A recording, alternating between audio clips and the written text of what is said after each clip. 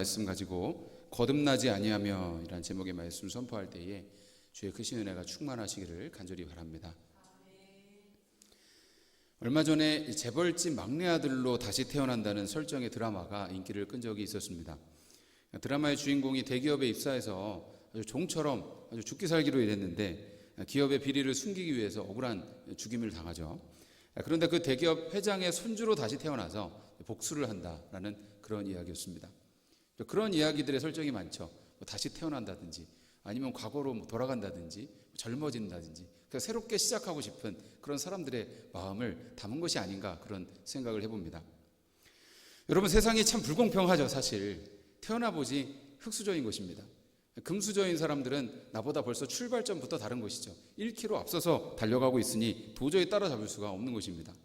그런가 하면 태어날 때부터 좋은 유전자를 받아서 머리가 좋아서 공부를 잘하는 사람도 있고, 또 외모가 아주 태어날 때부터 연예인 외모인 사람도 있습니다. 운동신경이 남다른 사람도 있고, 또 음악적인 재능이 뛰어난 사람도 있습니다. 심지어 학자들의 연구 결과에 의하면 성격도 태어날 때 거의 정해진다는 것입니다. 그런 걸 보면 나는 머리도 별로고 외모도 별로고 재능도 없고 성격도 이상하고 가진 것도 없는데 도대체 난 뭐지? 이런 생각을 하게 되는 것입니다. 그래서 이생망이라는 말을 하죠. 이번 생은 망했다는 것입니다. 그래서 다시 태어나기를 바라면서 나는 다시 태어날 수만 있다면 부잣집 아들로 태어나고 싶어. 나는 인생을 다시 한번 시작해보고 싶어. 그런 소망을 갖습니다만 여러분, 이것은 이루어질 수 없는 일이고 현실 도피 판타지에 불과한 것입니다. 왜냐하면 여러분, 다시 태어난다는 것은 현실적으로 불가능한 일인 것이고 다음 생이라는 것도 존재하지 않기 때문입니다. 그러면 어떻게 해야 될까요? 나를 이렇게 낳아주신 부모님을 원망하면서, 나를 이렇게 태어나게 하신 하나님을 원망하면서 살아야 할까요? 그런데 여러분, 성경에서는 우리에게 다시 태어날 수 있는 길이 있다라고 말씀합니다. 다 망한 것 같은 인생도 처음부터 다시 시작하는 길이 있다고 말씀하고 있습니다. 그것을 하나님의 자녀로 다시 태어나는 것이라고 말씀하는 것입니다. 거듭남이라고도 하고 영생이라도 하는, 여러분, 이것이 우리 인생을 다시 시작하는, 새롭게 시작하는 놀라운 은혜가 우리 가운데 주어져 있다는 것입니다. 요한복음은 우리에게 이러한 영원한 생명, 구원을 얻는 길에 대해서 계속 말씀하고 있습니다. 오늘 말씀을 나누는 가운데 우리 가운데 이런 거듭남의 놀라운 신비와 은혜를 깨닫게 되는 하나님 자녀들이 되시기를 간절히 바랍니다. 1절에서 2절 말씀 다시 한번 보겠습니다. 그런데 바리새인 중에 니고데모라는 사람이 있으니 유대인의 지도자라. 그가 밤에 예수께 와서 이르되 랍비여, 우리가 당신은 하나님께로부터 오신 선생인 줄 아나이다. 하나님이 함께 하시지 아니하시면 당신이 행하시는 이 표적을 아무도 할 수 없음이니이다 라고 말씀합니다. 자, 오늘 말씀은 니고데모라는 한 사람이 밤중에 예수님을 찾아와서 예수님과 나눈 대화의 내용입니다. 이 니고데모라는 사람이 어떤 사람이었을까요? 오늘 성경에 보면 바리새인이다라고 하고 있습니다. 오늘날에는 여러분, 바리새인이라는 어감이 좀 위선자 같다는 어감으로 우리가 이해하고 있습니다만, 여러분, 이 예수님 당시의 바리새인은 정말 대단한 사람들이었습니다. 그러니까 종교인들 중에서도 아주 독실한 사람들, 율법을 지키기 위해서 자신의 일생을 헌신한 사람들, 그 사람들이 바리새인이었습니다. 그래서 여러분, 이 주석 연구가들에 의하면 당시 바리새인은 한 6천 명 정도밖에 되지 않았다고 해요. 그들은 아주 사회에서 존경받는 사람들이었습니다. 자, 그런데다가 이 니고데모는 유대인의 지도자라고 했는데요, 이 지도자라는 말은 사내들인 공회의 일원이라는 말입니다. 이 사내들인 공회는 71명으로 구성된 유대인들의 입법권과 사법권을 가진 최고 의결기구였습니다. 오늘날의 이 국회와 법원을 합쳐놓은 것 같은, 여러분, 그것이 바로 이 사내들인 공회입니다. 그러니까 여러분, 오늘날로 얘기하면 이 니고데모는 국회의원 이상의 권력자였다는 사실입니다. 그런데다가 그는 부자였습니다. 예수님의 십자가 사건 때 니고데모는 예수님의 장례를 치르기 위해서 이 모략과 침향 섞은 것을 상당히 가져왔다고 되어 있는데, 이것은 그의 재산이 상당히 많았음을 보여주는 것입니다. 그러니까 여러분, 니고데모라는 사람을 오늘날의 시대로 한번 생각을 해본다면, 그는 사회에서는 존경받는 국회의원이고 교회에서는 명망 있는 장로님인데다가 재산도 많은 부자인 것입니다. 그렇게 그는 모든 사람이 꿈꾸는 것을 다 이룬 사람입니다. 많은 사람들의 부러움의 대상이었을 것입니다. 그런데 그가 도대체 뭐가 아쉬워서 밤중에 예수님을 찾아간 것일까요? 그것도 자기보다 한참 어린 예수님을 찾아간 것입니다. 그리고 그 예수님을 찾아가서 랍비어라고 불렀습니다. 여러분, 당시 유대 사회에서 랍비라는 호칭은 굉장한 존칭입니다. 굉장한 존경을 담은 그런 말입니다. 여러분, 자기보다 한참 어린 그 예수님에게 랍비어라고 니고데모가 얘기를 한 것입니다. 자기도 랍비라는 말을 듣는 사람인데 예수님에게 그런 말을 한 것이죠. 여러분은 여러분보다 한참 어린 그 사람에게 찾아가서 선생님 하면서 가르침을 구할 수가 있겠습니까? 그리고 여러분, 오늘 니고데모의 말을 보면 예수님, 당신은 하나님이 보내신 선생인 줄 우리가 압니다 라고 얘기했는데, 이 예수님에 대한 정확한 이해는 없었을지라도 그가 구원에 대한 그 갈망을 가지고 예수님을 찾아갔다는 것을 우리는 알 수가 있는 것입니다. 여러분, 구원은 부족함을 느끼는 데서 출발하는 것입니다.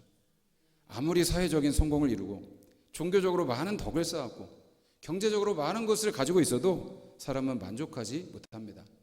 근원적인 부족감을 느끼는 것입니다. 내 인생 잘 가고 있는 것인가? 내가 이렇게 살아도 되나?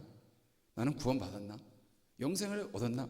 이런 본질적인 질문이 찾아올 때가 있는 것입니다.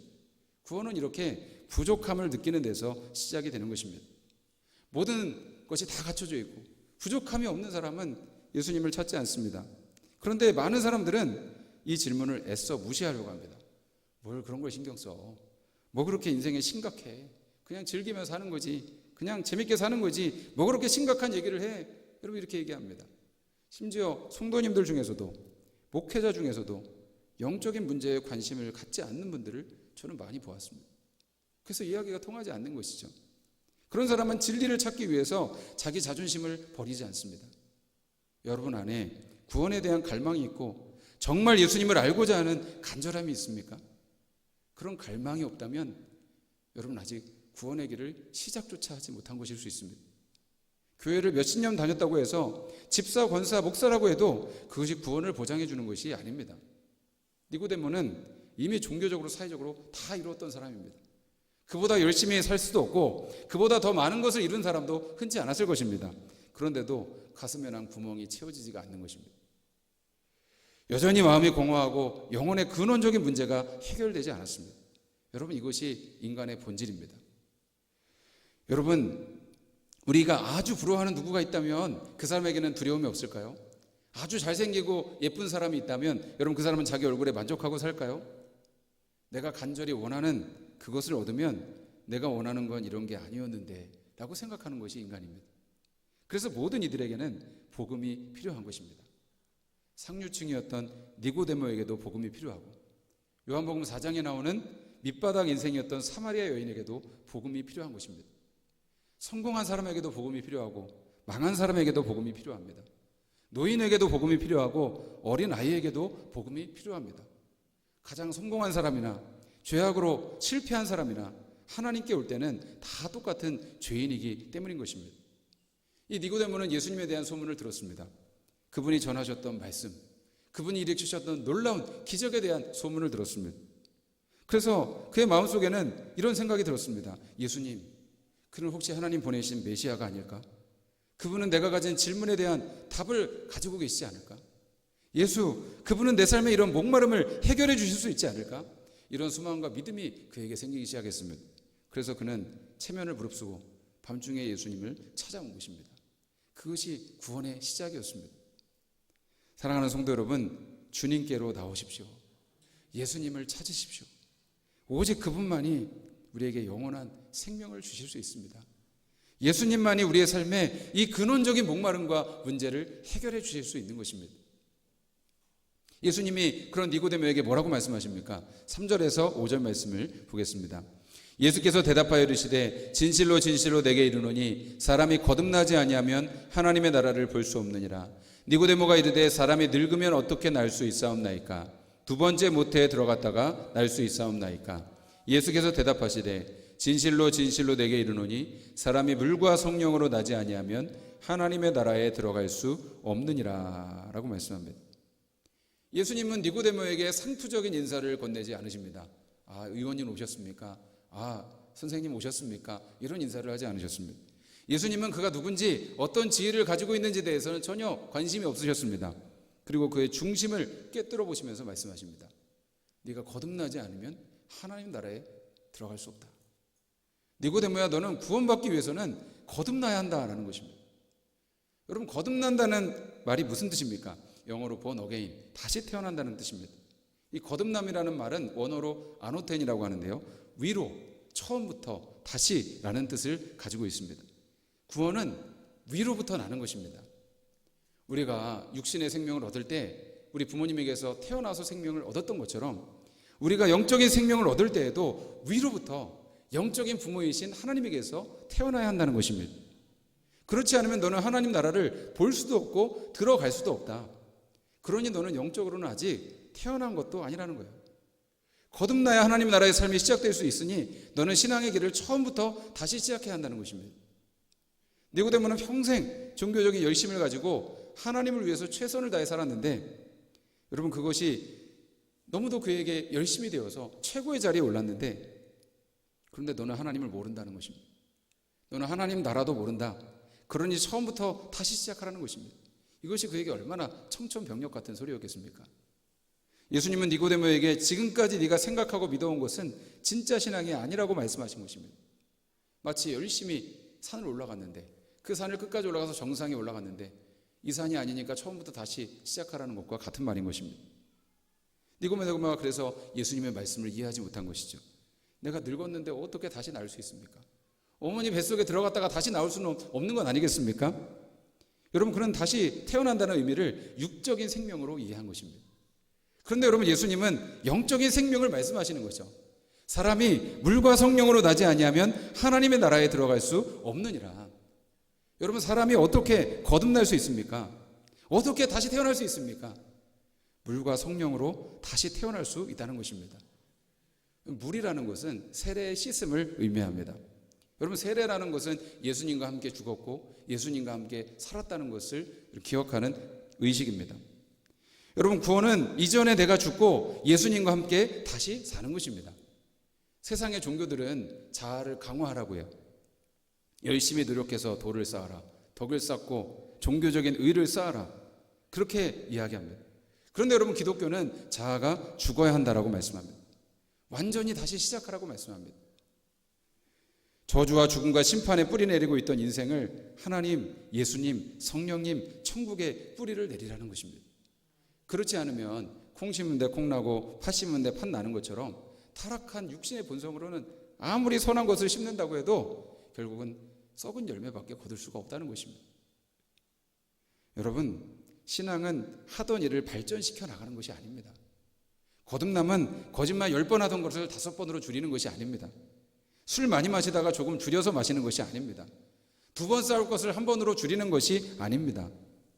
거듭남은 근본부터 새로워지는 것입니다. 아예 출발 지점을 새롭게 정하는 것입니다. 땅에서의 시작이 아니라 하늘에서 시작하는 것입니다. 세상에서 시작하는 것이 아니라 하나님으로부터 시작하는 것입니다. 여러분, 그것이 물로 다시 태어난다는 뜻인 것입니다. 나의 옛 자아가 죽고 새로운 주님의 마음을 받는 것입니다. 여러분, 그것이 바로 거듭남의 의미인 것이죠. 옛사람을 벗고 새사람을 입는 것입니다. 여러분, 또 물과 성령이라는 말씀은 물 곧 성령이라고 해석할 수도 있습니다. 그러니까 물과 성령이 아니라 물 곧 성령이다, 이렇게 해석할 수도 있어요. 요한복음 7장 37절 말씀에 보면 누구든지 목마르거든 내게로 와서 마시라. 나를 믿는 자는 성경에 이른 것 같이 그 배에서 생수의 강이 흘러나오리라 하시니 이는 그를 믿는 자들이 받을 성령을 가리켜 말씀하신 것이라고 했습니다. 예수님은 나를 믿는 자는 그 배에서 생수의 강이 흘러넘친다고 하셨는데, 여러분, 그 생수의 강이 곧 그들이 받을 성령이라고 말씀을 하신 것입니다.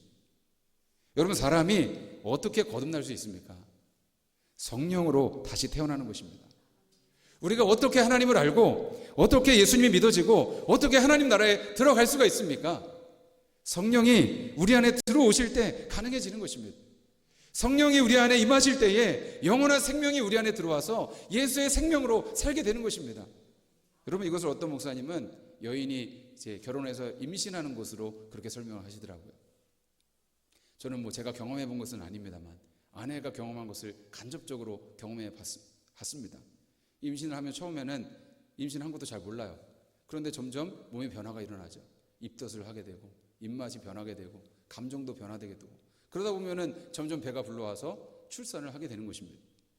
여러분, 여인이 임신하는데 그 사실을 모를 수가 없는 거예요. 점점 드러나게 되는 것입니다. 숨길 수가 없는 것입니다. 여러분 육체의 생명도 이러한데 하물며 여러분 영적인 생명이 잉태되면 어떻게 되겠습니까? 예수님의 생명이 내 안에 들어오면 변화가 일어나는 것입니다. 새로운 감각이 깨어나는 것입니다. 영적인 눈이 밝아지는 것입니다. 이전에 즐기던 것이 이제는 재미없어지고 이전에 싫던 것이 이제는 좋아집니다. 성품이 변화됩니다. 말씀이 깨달아지고 은혜가 됩니다. 예배가 기다려지고 찬양이 감동이 됩니다. 하나님의 사랑이 믿어집니다. 하나님을 아빠, 아버지라고 부르게 됩니다. 그래서 기도하게 됩니다. 하나님과 교제하게 되고 기도의 응답을 받게 됩니다. 죄를 지으면 성령께서 근심하시는 것이 느껴져서 회개하게 됩니다. 이 세상이 전부가 아니라 하나님이 바라보고 계시는 천국을 바라보게 되는 것입니다. 세상이 다르게 보이는 것이죠. 가치관이 달라지고 목적이 달라지는 것입니다. 여러분 예수의 생명이 내 안에 들어왔어도 처음에는 이런 변화가 느껴지지 않을 수도 있습니다. 자기가 모를 수도 있습니다. 그러나 여러분 점점 시간이 지날수록 우리 가운데 생명이 자라는 것이죠. 그러면서 놀라운 성령의 역사, 생명의 역사를 경험하게 되는 것입니다. 어떤 중년 남자가 교회에 다니기 시작했습니다. 친구가 물었습니다. 너 다니는 교회가 어떤 교반이? 어떤 교단이야? 했더니 나는 그런 거 몰라 라고 했습니다. 야 임마 요즘 이단이 얼마나 많은데 잘못된 교회가 많은데 그런 걸 몰라서 쓰나? 그랬더니 이 친구가 이렇게 말했습니다. 나는 다니는 교회가 무슨 교파인지 몰라. 그런데 이것 한 가지는 알아. 예전에는 내가 일찍 들어오면 가족들이 나를 슬슬 피했는데 이제는 나와 함께 있는 것을 좋아하네. 이전에는 말씀도 이해가 안 되고 예배 드리는 것이 지겨웠는데 이제는 예배 드리는 것이 즐겁고 말씀이 이해가 되네. 하나님이 나 사랑하시는 거 알아. 그거 하나만은 확실해. 여러분 예수의 생명이 들어올 때에 이런 변화가 일어나게 되는 것입니다. 그것이 생명의 능력입니다. 그런데 여러분 예수님을 믿은 지 10년, 20년이 지나도록 아무런 변화가 나타나지 않는다면 당신은 아직 거듭나지 않은 것입니다. 예수의 생명이 안에 들어오지 않은 것입니다. 그런 신앙생활에는 생명력이 없습니다. 사랑하는 성도 여러분, 우리 안에 예수의 생명이 있습니까? 우리가 예수의 생명으로 살고 있습니까? 그 생명은 누가 주시는가? 성령 하나님이 주시는 것입니다.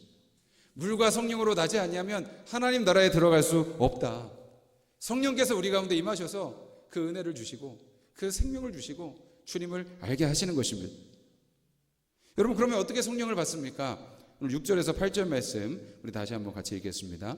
육으로 난 것은 육이요 영으로 난 것은 영이니 내가 내게 거듭나야 하겠다는 말을 놀랍게 여기지 말라. 바람이 임의로 불매 내가 그 소리는 들어도 어디서 와서 어디로 가는지 알지 못하나니 성령으로 난 사람도 다 그러하니라 라고 말씀합니다. 예수님은 말씀하십니다. 육으로 난 것은 육이고 영으로 난 것은 영이라는 것입니다. 육을 아무리 훈련시킨다고 그것이 영이 되지 않는다는 거예요. 여러분 개를 아무리 훈련시켜도 개가 사람이 됩니까? 여러분 사람이 아무리 종교적인 훈련과 고행을 한다고 해서 그 사람이 거듭나지 않는다는 것입니다. 변화되지 않는다는 것입니다. 여러분 그러므로 열심히 하면 된다. 산에 가서 열심히 100일 기도를 해라. 40일 금식하면 된다라고 하지만 여러분 이건 불가능한 일입니다. 오히려 이 종교적인 노력을 포기하지 않으면 다시 태어남의 진리를 깨달을 수 없는 것입니다. 여러분 우리가 착각할 때가 있어요. 그런 종교적인 훈련과 노력과 열심을 믿음으로 착각하는 것입니다. 그래서 여러분 그 인생에 점점 더 힘들어지고 괴로워지는 것입니다. 그러면 여러분 사람이 어떻게 거듭나는 것입니까? 예수님이 바람이 불면 그 바람이 어디서 와서 어디로 가는지 알지 못하나니 성령으로 난 사람도 다 이와 같다라고 말씀을 하셨습니다. 여러분 바람을 눈으로 볼 수 없잖아요. 그런데 바람이 하는 일은 볼 수 있지 않습니까? 나뭇가지가 흔들리네 바람이 부는구나. 바람이 세면은 나무 뿌리가 뽑히기도 합니다. 마찬가지로 여러분 성령님은 눈에 보이시지 않지만 성령님의 하시는 일은 우리가 볼 수 있는 것입니다. 오늘날 말씀이 깨달아지고 예수님이 내 안에 살아 계시다는 것이 느껴지기 시작합니다. 찬양을 부르거나 기도할 때에 나도 모르게 눈물이 나고 감격하게 됩니다. 여러분 우리가 어떻게 이 자리에 앉아 있습니까? 하나님의 은혜가 우리를 이곳으로 인도한 것입니다. 바람이 어디서 불며 어디로 가는지 알지 못하는 것처럼 우리가 어떻게 이곳까지 왔는지 알 수가 없습니다. 그러나 여러분 한 가지 분명한 것은 하나님의 은혜가 우리를 여기까지 이끌어 왔다는 것입니다. 하나님의 은혜의 성령님께서 우리 안에 들어와서 우리를 변화시킬 때만이 우리가 새로워질 수 있고 우리가 하나님께 마땅히 드려야 될 예배를 드릴 수 있는 것입니다. 우리 안에서 그런 변화를 이루실 수 있는 분은 오직 예수 그리스도이십니다. 그 예수 그리스도의 영이 그 성령님이십니다. 그 성령께서 우리 마음을 우리의 생활을 강력하게 장악하셔서 우리 속에 살아계실 때에 우리가 이런 변화가 일어나게 되는 것입니다. 그래도 니고데모가 이해하지 못해요. 9절 말씀에 봅니다. 니고데모가 대답하여 이르되 어찌 그러한 일이 있을 수 있나이까? 여러분, 거듭나지 않은 사람은 아무리 하늘의 예를 얘기해도 이해를 하지 못하는 것이죠. 근데 예수님은 화를 내지 않으시고 또 차근차근 그가 알아들을 수 있는 말로 말씀을 하십니다. 10절에서 16절 말씀 우리 다시 한번 같이 보겠습니다. 예수께서 그에게 대답하여 이르시되 너는 이스라엘의 선생으로서 이러한 것들을 알지 못하느냐? 진실로 진실로 내게 이르노니 우리는 아는 것을 말하고 본 것을 증언하노라. 그러나 너희가 우리의 증언을 받지 아니하는도다. 내가 땅의 일을 말하여도 너희가 믿지 아니하거든 하물며 하늘의 일을 말하면 어떻게 믿겠느냐? 하늘에서 내려온 자 곧 인자 외에는 하늘에 올라간 자가 없느니라. 모세가 광야에서 뱀을 든 것 같이 인자도 들려야 하리니 이는 그를 믿는 자마다 영생을 얻게 하려 하심이니라. 하나님이 세상을 이처럼 사랑하사 독생자를 주셨으니 이는 그를 믿는 자마다 멸망하지 않고 영생을 얻게 하려 하심이라. 아멘. 예수님은 하늘에서 내려온 자 곧 인자 외에는 하늘로 올라간 자가 없다고 말씀하십니다. 하늘에서 오신 예수님만이 우리에게 하늘의 생명을 주실 수 있다는 것입니다. 그래서 여러분, 이 말씀을 광야에서 들린 놋뱀으로 설명을 하신 거예요. 이스라엘 백성들이 민수기에 보면 예전에 광야에서 불평하고 원망하는 죄를 짓다가 하나님의 심판으로 불뱀이 와서 그들을 물지 않습니까? 그래서 그 독으로 그들이 죽어가는데 그들이 하나님께 살려달라고 부르짖을 때에 하나님 모세를 시켜서 한 가지 방법을 알려주십니다. 놋뱀을 만들어서 장대 위에 높이 달아라. 그리고 누구든지 그것을 쳐다보면 산다라고 말씀해 주셨습니다. 여러분, 그것이 그들에게 얼마나 황당한 이야기예요. 무슨 병이 낫는 어떤 약초를 찾으라는 것도 아니고 그 상처를 째고 독을 뽑아내라는 것도 아니고 그냥 장대에 달린 놋뱀을 쳐다보면 산다라고 말씀해 주셨으니 여러분, 이것이 얼마나 이해가 안 되는 말입니까? 그런데도 그 놋뱀을, 그 장대를 쳐다본 사람은, 믿고 바라본 사람은 나음을 얻었다, 살았다라는 사실입니다. 여러분, 하나님께서 이런 상식에 맞지 않는 이상한 방법으로 이스라엘 백성들을 살리신 이유가 무엇입니까? 그것은 장차 인류의 죄 문제를 해결하기 위해서 예수 그리스도께서 이 땅에 오셔서 십자가에 피 흘려 죽으실 것이다. 그 예수님의 십자가를 믿음으로 바라보는 사람은 누구든지 구원을 받는다는 이 진리를 미리 보여주신 것입니다. 그래서 15절 말씀에 이는 그를 믿는 자마다 영생을 얻게 하려 하심이니라.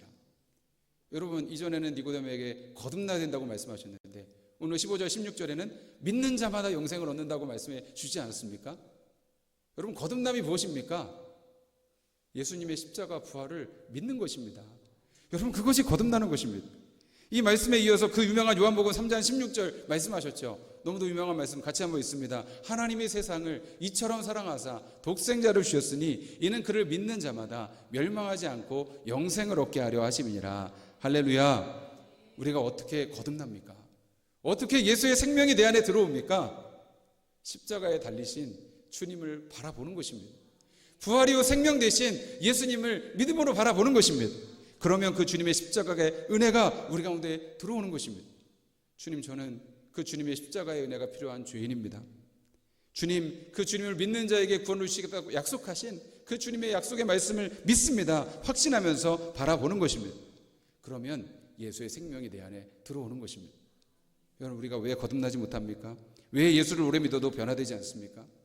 우리가 십자가 부활의 능력이 아니라 여전히 내 행위, 내 노력, 내 공로, 내 방법, 세상의 방법을 바라보고 있기 때문인 것입니다. 하나님의 세상을 이처럼 사랑하사 우리에게 독생자 예수 그리스도를 주셨습니다. 여러분, 구원은 무엇입니까? 이 복음을 믿는 자마다 멸망하지 않고 영생을 얻게 하려 하심이니라. 이 놀라운 복음의 메시지가 깨달아지고 믿어지는 것입니다. 내가 하나님을 위해서 무엇을 하는 것이 아닙니다. 이미 하나님께서 우리 가운데 이루신 일을 믿음으로 받는 것입니다. 여러분, 아버지가 아들을 위해서 선물을 준비했습니다. 그 선물을 아들이 받는 방법은 무엇입니까? 아버지 주시옵소서, 열심히 주세요, 막 이렇게 여러분 애쓴다고 그 선물을 받습니까? 아니요. 그냥 아빠 감사해요 하고 받으면 되는 것입니다. 근데 여러분, 받지 않으면 그 선물을 누리지 못하는 것입니다. 여러분, 믿는 사람은 구원을 받습니다. 그러나 믿지 않는 자는 하나님의 독생자의 이름을 믿지 아니함으로 벌써 심판을 받은 것입니다. 여러분, 거듭나셨습니까? 여러분, 예수님 만나셨습니까? 여러분, 주님의 거룩한 생명이 여러분 안에 있습니까? 성령께서 여러분 안에 계시는 증거가 있습니까? 여러분, 교회를 아무리 오래 다녔어도 거듭나야 하는 것입니다. 모태신앙이어도 거듭나야 합니다. 집사, 장로, 목사라도 거듭나야 합니다. 아버지가 교회 다녀도 거듭나야 합니다. 노인도 거듭나야 합니다. 어린아이도 거듭나야 합니다. 거듭나야만 하늘나라에 들어갈 수 있고, 거듭나야만 구원의 상속자가 될 수 있기 때문입니다. 만약 여러분의 가운데 거듭남의 확신이 있다면 여러분 그 은혜를 붙잡고 더 기도하십시오. 주님 감사합니다. 그 거듭남의 생명을 주셔서 감사합니다. 그러나 여러분, 만약 여러분 가운데 아직 거듭남의 은혜가 임하지 않았다고 생각된다면 여러분 날마다 기도하십시오. 주님, 그 은혜를 갈망합니다. 성령님, 주님의 은혜를 사모합니다. 거듭남의 은혜를 허락하여 주시옵소서. 성령님, 내 안에 오셔서 예수 십자가 그 부활의 복음이 믿어지게 하여 주시옵소서. 주님, 날 새롭게 하여 주시옵소서. 새로워지기 원합니다. 하나님의 자녀된 확신이 있기 원합니다. 여러분, 그 믿음 가지고 살아가는 주님의 자녀들이 되기를 간절히 원합니다. 여러분, 이 시간 우리 다시 한번 기도하고 찬양하면서 우리가 주님 앞에 나가기 원합니다. 주님, 이 거듭남의 놀라우신 은혜가 우리 가운데 부어지기를 원합니다. 주님, 예수님 내 안에 오셔서 그 생명으로 살게 하시고, 예수님 내 안에 오셔서 그 은혜로 살게 하시고, 그 생명으로 살아가게 하여 주시옵소서. 더 이상 생명 없는 주님 그런 신앙생활에 만족하지 않기 원합니다. 종교적인 신앙생활에 주님 머물러 있지 않기를 원합니다. 죽어있는 주님 신앙생활에 주님 머물러 있지 않기를 원합니다. 생명으로 살기 원합니다. 예수님의 생명으로 일어나기를 원합니다. 깃대신 주님의 증인으로 살기 원합니다. 주여 붙잡아 주시옵소서. 우리 예수님, 주님 우리 가운데 임하여 주시옵소서. 우리 고백하면서 오나의 자비로운 주여 찬양하며 주님께 기도하며 나가기 원합니다.